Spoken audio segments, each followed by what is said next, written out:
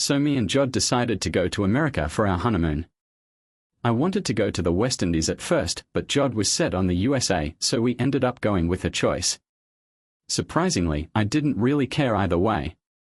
We caught a British Airways flight from Heathrow and landed at JFK a few hours later. Even though we failed at trying to join the Mile High Club on the flight, it didn't ruin our mood. We made up for it quickly as we started our tour of the East Coast, checking out New England and all the cool stuff around there. Hailing from our exciting adventure. So we were stoked to visit Yale and Harvard from Huntington in Cambridgeshire near Cambridge University. It was like a dream come true for us small-town folks to be in such fancy academic places.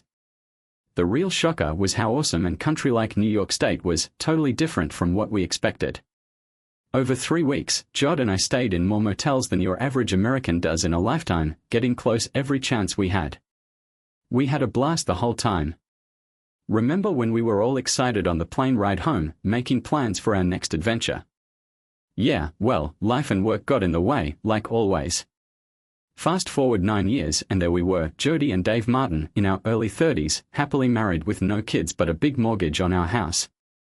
Just your typical couple, trying to make it work. Despite all that, we were living our best lives. I had just been promoted to junior director at Alkins Limited, a company that deals with fancy incinerator plants. We were top dogs in our little corner of the industry, even though we were a small company. I was growing along with the company, thanks to my boss George, who was basically running the show. I was probably 4th or 5th in line. Jod was also doing well for herself as a school teacher, but her career growth was more about how long she had been there rather than her skills. This sometimes made her feel frustrated that I was moving up faster. I later wondered if her jealousy had something to do with her actions. Despite some obstacles along the way, I can say for sure. We were still in love, maybe not as crazy in love as when we first got hitched, but that's just how it goes. Our love life was pretty good, with some slow patches when we were busy, but then we'd have some wild times when we were feeling it. Our story starts in one of those slow patches, but we were looking forward to some quality time together. We hadn't taken a vacation in almost a year, but with Jody's school break starting last week, we were getting ready for a much-needed trip to the beach. The next day in Spain, Jod talked me into going shopping for new vacation clothes. But, as per usual, I only managed to walk out with a single pair of shorts. Predictably, Jod left the store with 4 or 5 new outfits, each one showing more skin than the last. It was the last outfit she picked out that really caught my eye. Jod always gets more daring and adventurous on vacation, doing things she wouldn't normally do at home. That day, she seemed to be fully embracing the holiday vibe, and the blouse she chose definitely reflected that. "Do you like it?" She asked me what I thought about it, holding it up for my opinion. I mentioned that it's a bit see-through, not really approving. "Then it's perfect," she replied with a grin. "I should probably try it on," she added, disappearing into the fitting room with the sheer black satin blouse. I was left surrounded by a bunch of other guys waiting for their partners. I wondered if she would come out to model it for me like some women do, or if she would decide on her own. I had a feeling she was wearing a pretty revealing bra that day, so if she did come out, it might be a little show. So, we were all just hanging out, waiting for her, and sure enough, she finally came out into the open area. No sneaking around corners this time. I was wrong about one thing though, her bra. It was probably the same skimpy one she had on earlier, but she took it off to try on the blouse, so it didn't really matter. All the guys, including me, were surprised as Jod twirled around to show off the new blouse. To me, it looked black, delicate, and, well, it covered her up kinda. It did the job, I guess, but I couldn't exactly say it was impressive.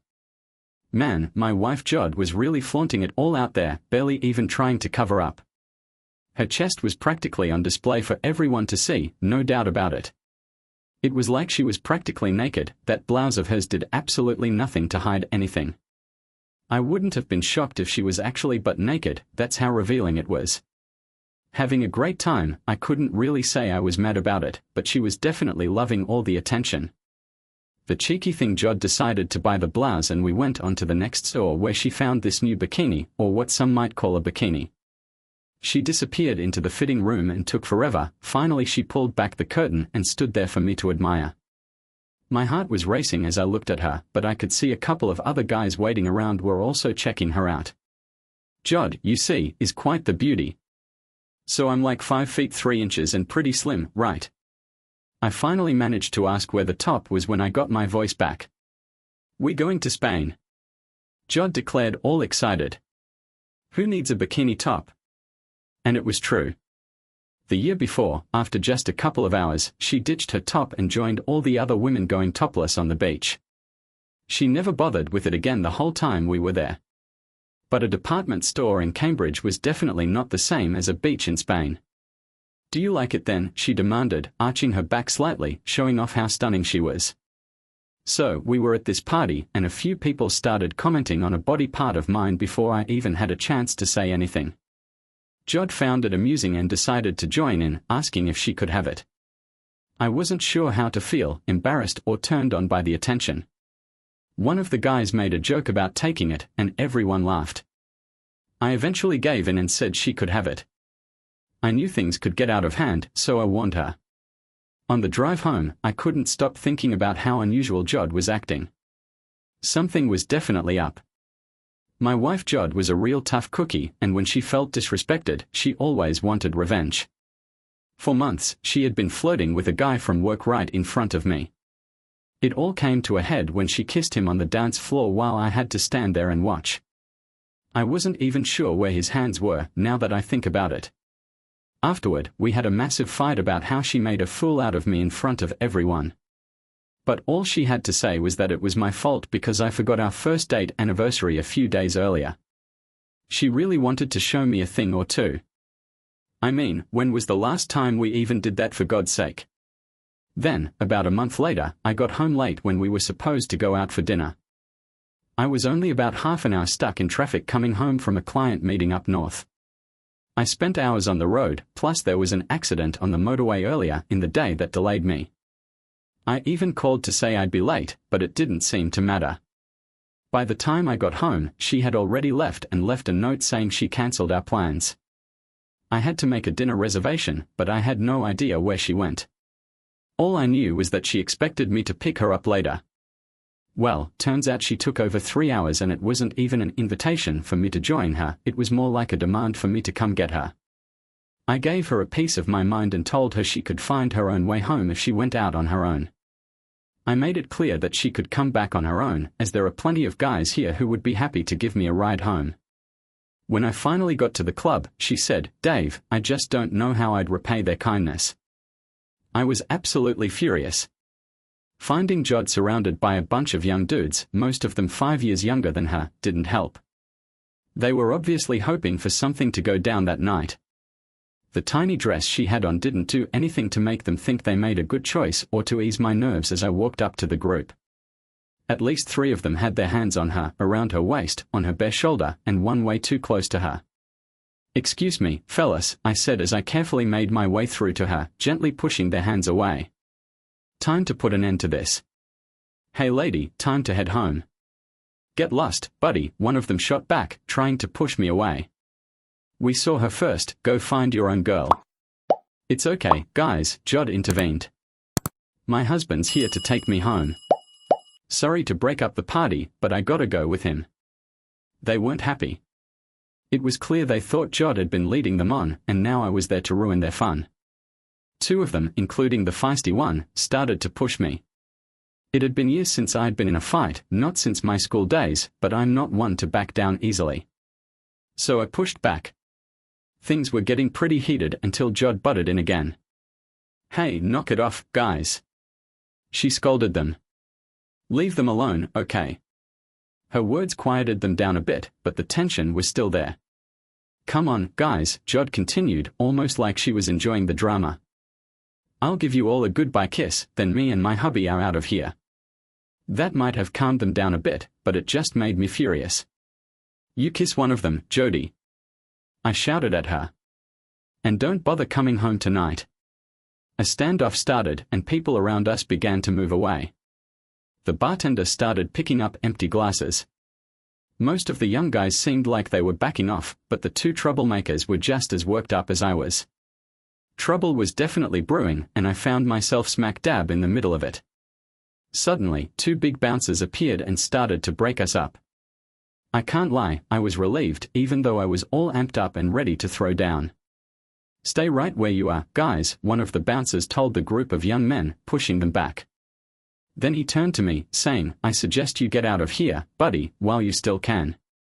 He said, "Take that troublemaker with you," pointing to Jod. There are times when you gotta defend your wife when she's insulted, and times when it's better to just walk away. I decided to go with the second option and drag Jod out with me. I kinda agreed with him at that point. The ride home was silent, but once we got home, we ended up in another big argument.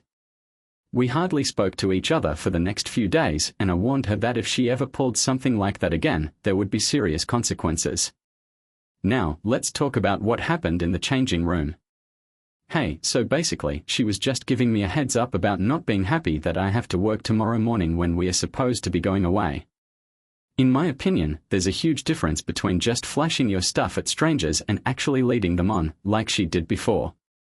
The next day, I only had one appointment with Butch, who is one of those really down-to-earth guys from America checking out our products. My boss, George, had visited them a couple of weeks ago and Butch was here to see how things were going. So, I was supposed to show him how we make stuff, then take him to see one of our factories in action. I was gonna grab a quick bite with him, then head home, change, and drive to Stansted Airport for our late afternoon flight. Jod got so pissed when I told her about my meeting with Boo. She wanted me to cancel it and get someone else to take my place. I tried to explain how important the meeting was for our company and how it could lead to big opportunities in the American market for us and for me personally, but she just wasn't having it. She was pissed 'cause I wouldn't cancel my plans for her. She always acts out when she doesn't get her way. But I didn't bother bringing up all the times I had to change plans 'cause of her school stuff. I knew once we were on the plane things would be fine. I knew Jody could be selfish and stubborn, but I knew that when I married her. So I just gave her a pat on the butt and a kiss before I left. Slap on the wrist, told her to have her stuff ready when I get back home in a few hours. "Don't you dare be late or you'll be sorry," she snapped at me with more attitude than needed. The meeting actually went pretty smooth, better than I thought.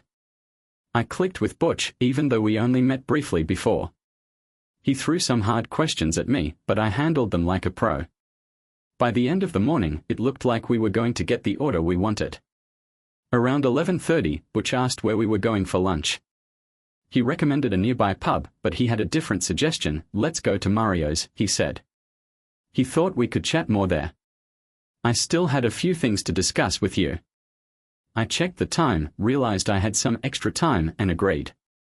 An hour later, we were only halfway through our meal, and he started bombarding me with questions that caught me off guard. How much did he want to know about our company, our product, and even about me? I decided to quickly call my wife to let her know I might be running late. I explained to him as I excused myself. I was in the bathroom, didn't want him to hear me getting frustrated.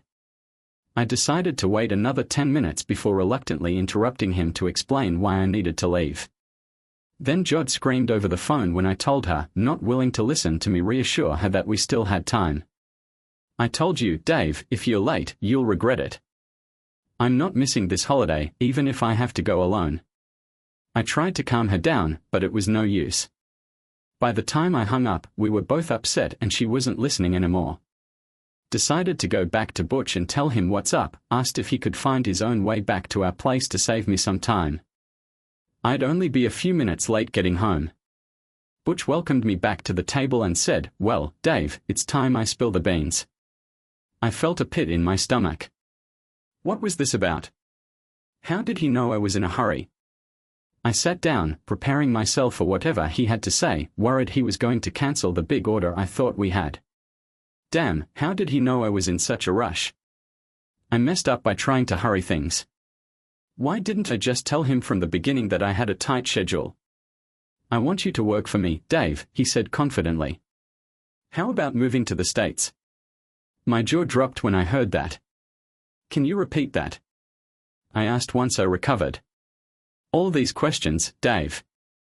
"I've been checking you out," Butch continued. "George didn't mention it, but we are planning to manufacture your plants in the US and we need your expertise to set it up." "But I stammered, but Butch kept going. George thinks you're perfect for the job and doesn't want to lose you, but this deal could change the game. He's confident you're the right person for the job. I was shocked when George told me he recommended you, but I wanted to meet you first to be sure. I was so excited that I almost fell out of my chair. My wife would be thrilled to hear about this job opportunity in America. I never thought something like this would happen. I was in shock as he described the amazing salary, stock options, and a BMW that comes with the job. Hey, we can crash at our buddy CS place until we find our own spot, he said, finishing up. You can let me know after your vacation once you've discussed it with your wife. I'll tell you now, I blurted out. I'm in, and I'm sure my wife will be too. We both stood up, shook hands, and Butch sent me off to go pick up my wife and catch my flight. I walked away feeling over the moon, but also checking the time to make sure I still had a shot. It would be tight, but as I made my way to the parking lot, I gave home a call. It rang but no one picked up. I checked the time and realized I was 2 minutes late from when I said I'd be back. I got to my car and called Jodi's cell. She answered right away. Where are you? She yelled. On my way home, honey, I said, excited to share the news. You're an a-hole, Dave, she cut in. You care more about your job than me. She told me she had to call Terry for a ride to the airport since she knew I wouldn't be on time. Terry? Yeah, Terry Jones, her art teacher colleague. I wasn't too fond of him. Man, she's pissed at him, especially 'cause he's the one she kissed when we last fought. I begged her, told her I'm almost home, just a few minutes late. But she was like, too late, Dave. She snapped at me, saying she's halfway to the airport and if I'm not there, she's leaving without me. Then she hung up on me. I tried calling her back, but no answer. I looked at the time and thought, this is ridiculous. I still had plenty of time to get to the airport and check in, so I turned my car around and headed to Stansted. I got there just in time. I thought I had plenty of time, so I parked, got my parking ticket, and headed to the departure terminal. I was hoping that Jod had already taken my suitcase with her. I looked around, searched everywhere, but couldn't find her. Time was running out, so I finally went up to the departure desk and asked if my wife had checked in yet. Oh yes, here she is, the cute blonde attendant said after checking her list. She checked in about 15 minutes ago as Mrs. Martin, and there's also a Mr. Jones. I was shocked by this news. Me and the poor girl had to say sorry for my freak-out. I was like, there's gotta be a mix-up, but Mrs. Martin was like, nope, it's all good except for Mr. Jones. The attendant could tell I was mad and went back to double-check everything. Finally, she confirmed that the tickets were originally for Mr. and Mrs. Martin, but Mrs. Martin changed one to Mr. Jones. I was like, wait, can she even do that? The attendant started to understand where I was coming from and sympathized with me. She ended up paying the $40 fee for it. The situation hit me hard and I was just standing there feeling totally lost, like a lost puppy. I didn't know what to do or say. The staff told me Mr. Martin had his passport, which made everything seem legit. I thanked her and walked away from the desk feeling totally bummed out. What the heck was going on? What was she planning? This was going way beyond a joke. I checked the departure board and saw that the plane hadn't left yet and they hadn't even started boarding. I rushed to get to the boarding gate but I couldn't get through. Can't get in without a boarding pass, no ticket, no entry. It was obvious. I tried to argue and beg, but when security got involved, I gave up. I went to the bar and sat there feeling defeated. I couldn't believe it. My whole world was flipped upside down in just half an hour. Jo couldn't be doing this, no way she could be going to Spain with that guy Terry Jones instead of me. It couldn't be true. I wish someone would tell me it was all just a bad dream. Then an idea hit me. Not the best idea, but it seemed like one at the time. So I was in a hurry and ran to the observation deck on the other side of the airport, hoping to see what was going on. It used to be an open terrace, but now we gotta watch the planes through these big glass windows. And let me tell you, I couldn't believe it when I saw her, my wife, Jod, strolling across the tarmac towards the Boeing 737. She was easy to spot with her long blonde hair and slim figure. But then that jerk Jones hopped off the shuttle bus behind her and followed her onto the plane. When he caught up to her, I totally lost it when I saw him hugging her and her kissing him on the cheek from afar. I know I shouldn't have banged on the window and yelled, but I couldn't help it. The security guards had to detain me, but they eventually let me go when they realized I wasn't a threat. I walked back to my car feeling defeated. Trying to call Jod on her phone was useless. What a mess, what a disaster. I think I cried that night, but I was so drunk when I stumbled home. I was at this pub where I couldn't remember anything. I couldn't call my wife in Spain because I didn't have her number and her cell phone wouldn't work abroad. The next day around noon, I suddenly woke up to the sound of the phone ringing next to me. I found myself asleep on the couch, holding the phone tightly. I'm not sure why I answered the phone, confused and unsure of who it might be. Is this John? I heard my wife's voice, clear and authoritative like the school teacher she is. Yes, I replied simply. So, you're not going to? Sorry, you jerk. Jody accused me of not caring about her feelings. I was shocked and asked if she really thought I let her down. But she kept saying I cared more about work than her. I reminded her of when she missed dinner with the neighbors for a school problem. She said it was different, but I didn't see it that way. I tried to change the subject because our argument wasn't going anywhere. Just woke up and was still half asleep, barely remembering what happened last night. But I tried to tell Jody about the job offer from Butch. I said it calmly, I need to tell you something about my job, I got an offer. There she goes again, Jody cut in, your job, your damn job, that's all you care about. What about me, alone here in Spain? That's when it all came back to me and I started to feel my love for Jody fading. Alone, Jody, I asked, what about Terry Jones? She was silent, shocked that I knew he was there with her. What about him, she finally said. Are you still in bed with him quietly? I pressed after a pause. She defiantly said, what if I am? You brought this on yourself, you were **** Cole. Did he do a good job? I asked, trying to hurt her. Better than you, Dave, she snapped back viciously. So deal with it. Then she hung up, likely slamming the phone down. If my marriage wasn't over before that last exchange, it might have been the final straw. The next morning, not too early, I was in George's office talking about the new job. He seemed surprised I wasn't in Spain, but I dodged giving him a straight answer. Why didn't you tell me? I asked him. He said he couldn't until he met me in person to see if I was a good fit.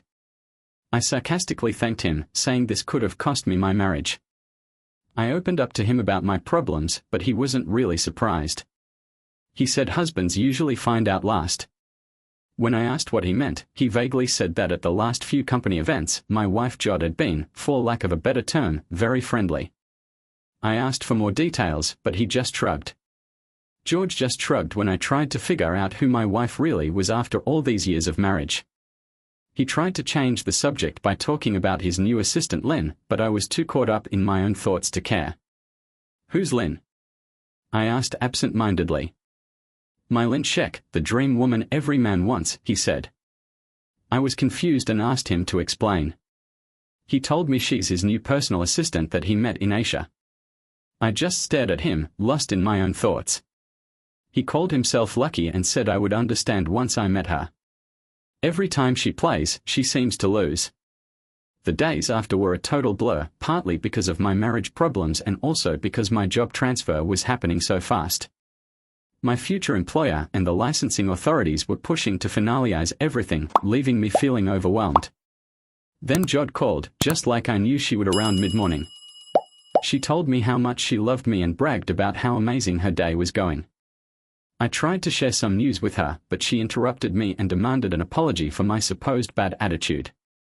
I tried to explain, but she wouldn't listen. Man, I tried to ignore her teasing and share my news, but she kept interrupting. She said she still loved me, but was waiting for an apology. Then she mentioned she had someone else on the side. I eventually just hung up the phone, not sure if she had hung up first. Jod sounded like she was drunk, not totally wasted, but enough that we couldn't have a decent conversation. If she cared more about her fling with the art teacher than our possible future together, I figured that was her problem, not mine. The week turned out to be wild. Man, my life has been a rollercoaster of wild highs and heartbreaking lows. So, imagine my surprise when Jody called me out of the blue early in the morning sounding all confused, asking me how I knew Terry was with her. I told her straight up that I saw them getting on the plane together. Still half asleep and totally caught off guard by her call, I reassured her that I was at the airport. But as she kept questioning me, my annoyance started to grow. Like, how else would I have known Terry was with her? Jody was wondering why I hadn't figured it out sooner. I stepped in and started talking loudly, saying that when I got there, they had already checked in and security wouldn't let me through without a ticket, which led to me getting arrested. Jod said she thought I wasn't coming and that Terry just gave her a ride to the airport. I decided to join her on a whim and sarcastically mentioned Terry's sudden willingness to travel. I ended the call before she could say anything else. She tried calling me a few more times, but I was either busy with my own plans or just chose not to answer. Hey Dave, it's been a few days but I finally replied to Jody's message. She asked if it was me, and I confirmed. She then told me that Terry turned out to be a jerk and she needed my help. Jody explained how she caught Terry with another woman in her room last night. I sarcastically sympathized with her, pretending to be shocked. Jody didn't pick up on the sarcasm and expressed her disbelief at Terry's actions. I struggled to hold back my laughter as I agreed with her. I think she was really drunk and upset about Terry screwing her over. I kinda just gave her a half-hearted, "Oh that sucks," before Jody said she was coming back early because she couldn't handle being there anymore. She mentioned her flight back was at 4 in the afternoon the next day and asked if I could pick her up. At first, I was unsure but then realized I could make it work. I promised I'd be there at 4. Then she asked if I was hinting at something about my job during our last call. I played it down and said it wasn't important for her to know. I was stressing about her finding out on her own, but I was all set and waiting by 2:30. Got a bit annoyed when her flight was 20 minutes late, but I was standing at the arrivals gate with a big smile on my face. When she walked through, she greeted me excitedly, dropped her suitcase, and planted a passionate kiss on me. Gotta admit, she looked amazing. Jody's tan matched her blonde hair perfectly. "Let's go home, sweetie," Jody whispered, showing how much she missed me and how eager she was to make things right between us. It looked like she totally forgot about wanting an apology from me and was ready to forgive me. I suggested we grab a coffee or tea first, even though she wanted to go straight home. I managed to persuade her to stop at a nearby cafe for coffee for her and tea for me. I asked how her vacation was and she said it started off well but went downhill when I jokingly asked if Terry wasn't living up to her expectations. She looked at me sadly, shed a tear, and told me she caught him with someone else in her bed. I didn't say anything about it. Basically, the bed and room were ours because I paid for the holiday. Jod couldn't believe Terry's betrayal during their vacation together. I sympathized with her and tried to reassure her, but she was set on going home to sort things out with Terry. When I tried to share my news, she cut me off and wanted to focus on us. I tried to explain my decision, but she insisted we talk on the way home.